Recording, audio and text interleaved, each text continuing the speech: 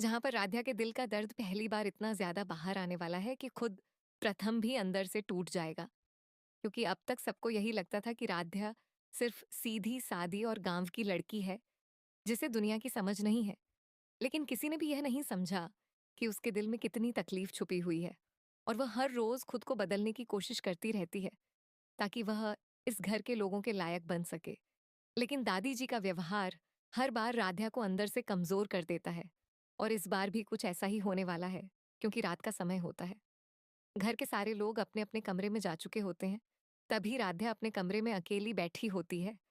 उसके चेहरे पर उदासी साफ दिखाई दे रही होती है। वह आईने के सामने खड़ी होकर खुद को देख रही होती है और सोच रही होती है कि आखिर उसमें ऐसी कौन-सी कमी है जिसकी वजह से हर कोई उसे नीचा दिखाता रहता है।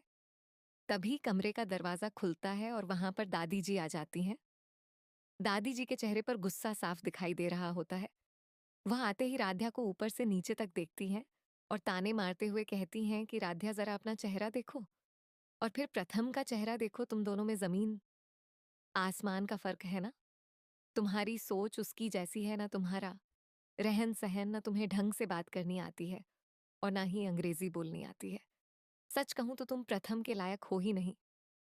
ये बात सुनते ही राध्या की आंखों में आंसू आ जाते हैं। वह चुपचाप सिर झुका लेती है, क्योंकि उसे समझ नहीं आता कि वह दादी जी को क्या जवाब दे। आखिर वह हमेशा कोशिश तो करती है सबको खुश रखने की, लेकिन फिर भी हर बार उसे अपमान ही मिलता है। दादी जी वहीं नहीं रुकती। वह अलमारी से एक मोटी इंग्लिश की किताब निकालती है और राध्या के हाथ में थमा देती है। फिर कहती हैं कि अगर तुम सच में इस घर की बहू कहलाना चाहती हो, तो पहले खुद को बदलो। यह किताब पढ़ो, अंग्रेजी सीखो और अपने आप को इस लायक बनाओ कि मैं तुम्हें गर्व से देख सकूं। वरना लोग यही कहेंगे कि प्रथम ने एक गंवार लड़की से शादी कर ली। ये सुनते ही राध्या के दिल को बहुत ठेस पहुंचती है, लेकिन वह कुछ नहीं कहती, सिर्फ चुपचाप किताब पकड़ लेती है। दादी जी वहां से चली जाती हैं और राध्या बिस्तर पर बैठकर उस किताब को देखने लगती है। उसकी आंखों से लगातार आंसू बह रहे होते हैं, लेकिन फिर भी वह किताब खोलती है और धीरे धीरे अंग्रेजी के शब्द पढ़ने की कोशिश करने लगती है।